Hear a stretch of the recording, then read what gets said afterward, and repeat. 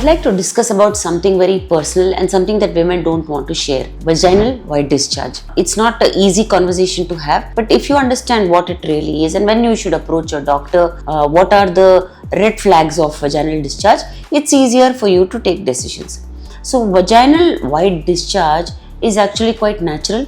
It is your body's mechanism to keep the vaginal area moist, clean and free of infections. But what is troublesome is the kind of discharge it is, the amount of discharge there is, and the smell of the discharge. So we'll try to understand what's happening.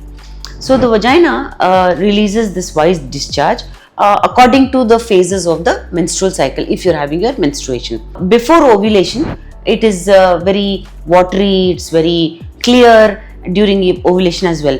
This is because it helps the sperms to travel inside the cervix through the uterus to the tubes to fertilize the egg. So this is a natural phenomenon to have vaginal discharge.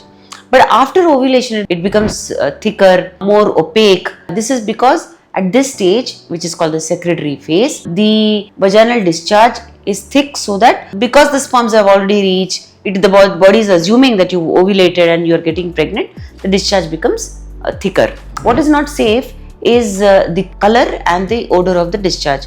If the color is green, if the color is yellow, if the color is not clear like I explained, then it is something that you should watch out for and consult your doctor. If the smell is fishy, if the smell is very pungent, also you should consult your doctor. So these are a few times where you should watch out for unnatural vaginal white discharge. I am Dr. Suvarchila with Ziva Fertility Centers.